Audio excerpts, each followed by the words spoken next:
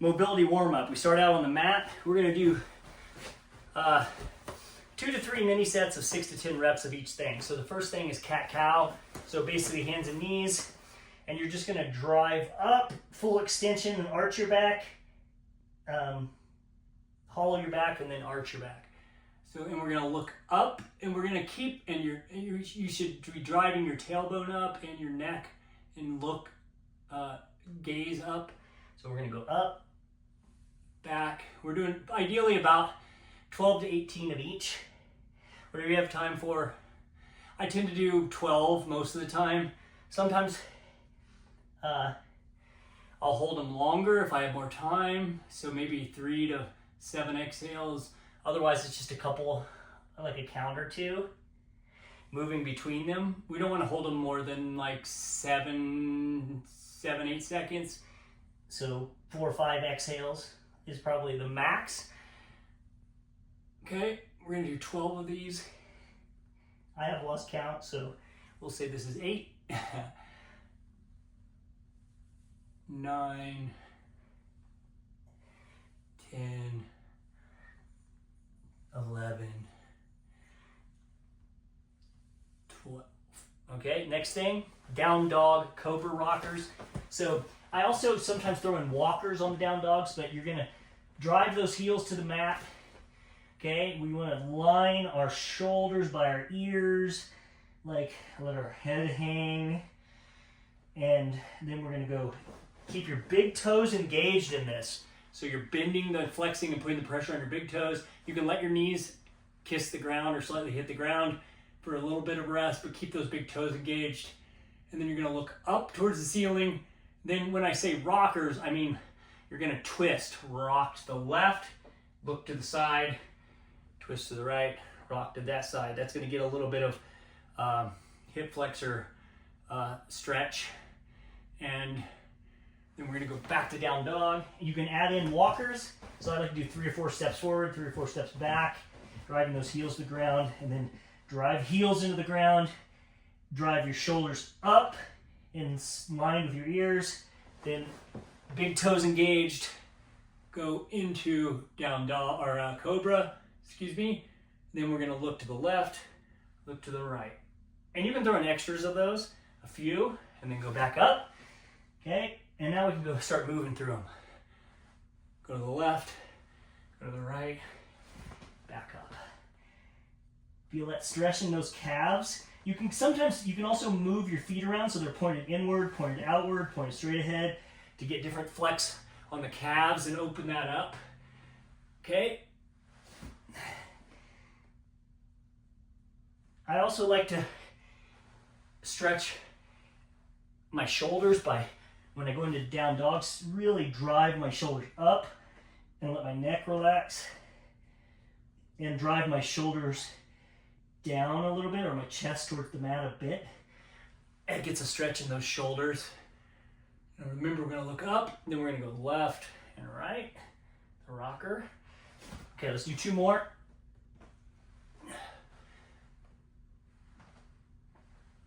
Okay, 1 more.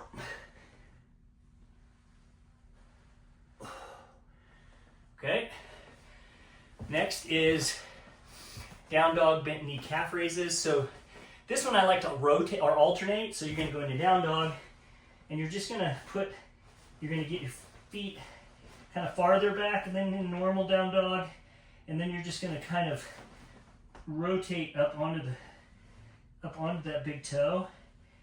So keep your big toes engaged the whole time on both feet. You're just going to kind of do a rock on those. That's just opening up those calves a little bit. Drive that heel towards the mat, but keep your big toes engaged the whole time, pointing straight ahead. Okay. Next one, push-up plank, mountain climber reach twist. What this is push-up plank, which is start position right here. We're going to drive our foot forward up by our hand. Then we're going to drive that hand up towards the ceiling and look at our hand. So we're really working on neck rotation too and mobility. Back down, reset, squeeze the glutes, squeeze the core for a 1 count. Go to the other side. Reach, look at your hand, back down, drive back, squeeze the glutes, squeeze the core for a count, for like a reset. Go to the sky again. I really like to make sure I'm driving that big toe into the ground. So make sure you're not twisting that foot to compensate for lack of mobility.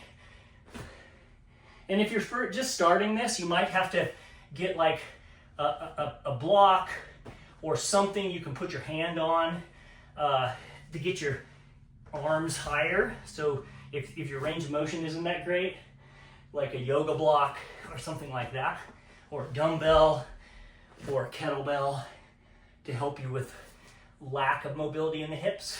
If you're just getting started on this movement and you don't have good hip mobility, okay? All right. Now, hands and knees, hip cars. So we're gonna do, this is really working on articular rotation.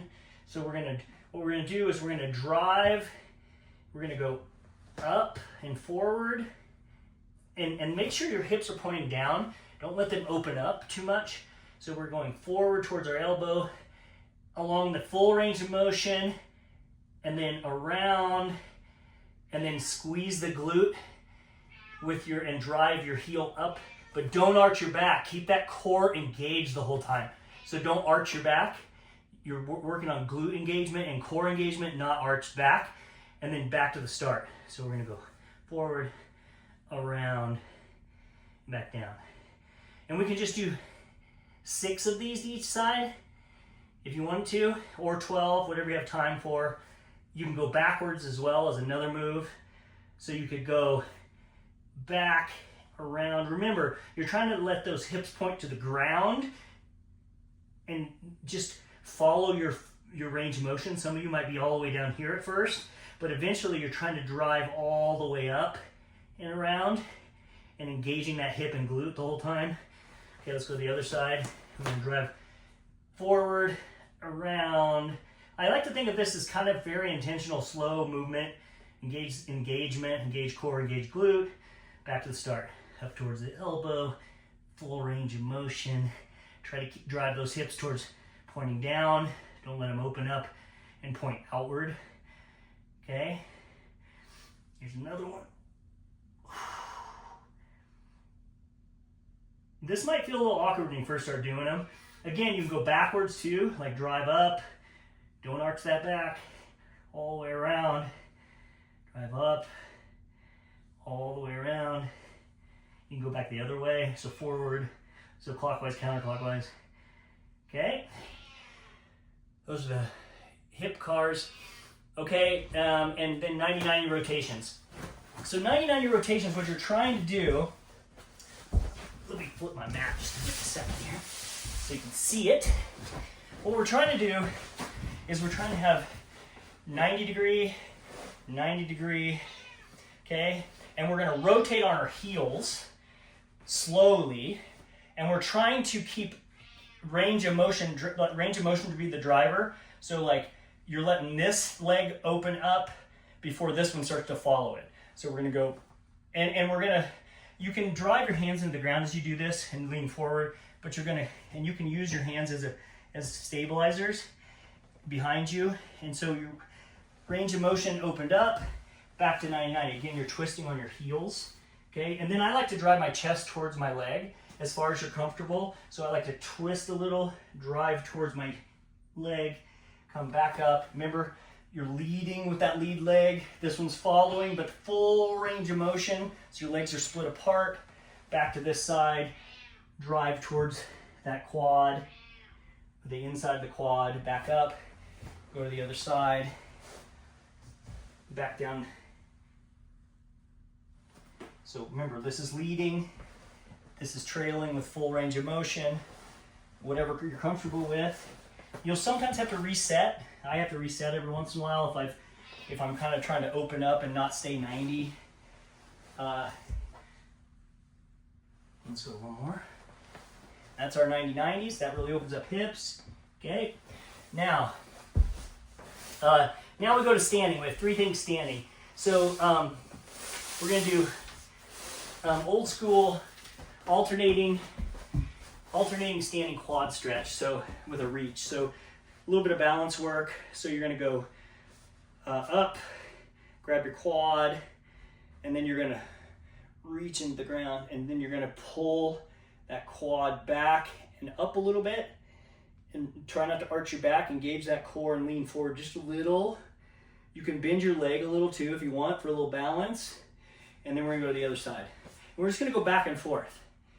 So we're gonna bend leg a little bit, reach, drive that back. And when you're first doing this, if you're real bad, balance is really bad, you can use a chair or an assist or a wall to help you with balance. We'll go to the other side. I like to drive and pull that heel towards the butt. So we're gonna go to the other side. I like to do a little bend before I stand on it. Drive it up and pull it back, reach, okay. Go to the other side again. So we'll do, I don't know how many that was. Ideally about 6 each side, or 12 total. If you have more time, you can add more in here. Let's do one more. Okay.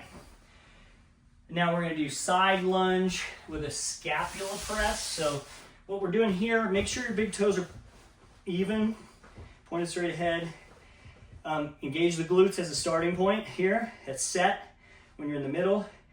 And then you're going to go down, and you're trying to, like, the butt's going back slightly.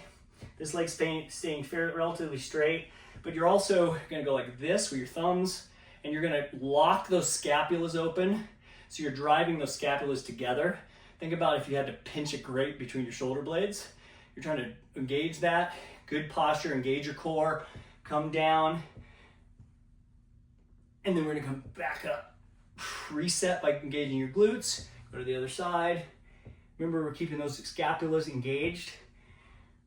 Okay, that's helping with posture and driving those shoulders back. You can relax in the middle. So if you wanna come to the reset with your glutes, and relax the shoulders a little bit and reset the engagement before you go to the other side. You can also throw in a reach at the top.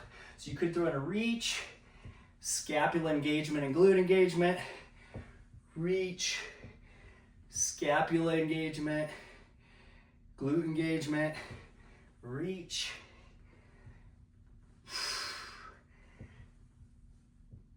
And then you're trying to drive down into that stance a little deeper every time. See how deep you can get.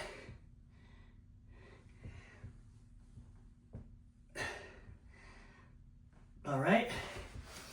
And last thing is ATG split squat with a reach and a scissor stance, side reach. So ATG split squat. So this one is, so we're doing a lunge, driving that heel back, big toes pointed straight ahead.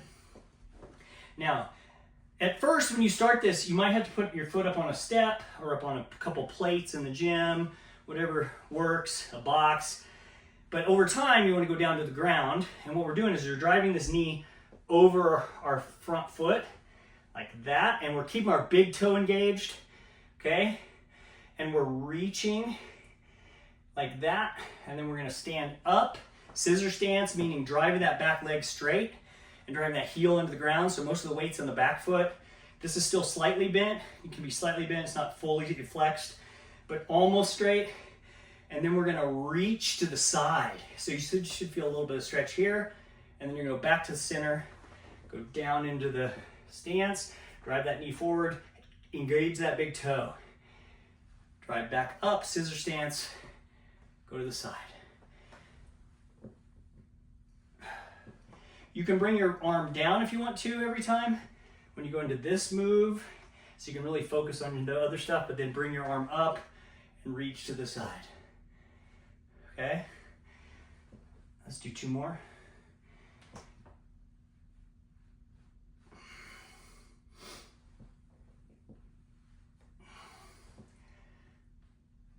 All right, move to the other side. Remember, big toes point straight ahead.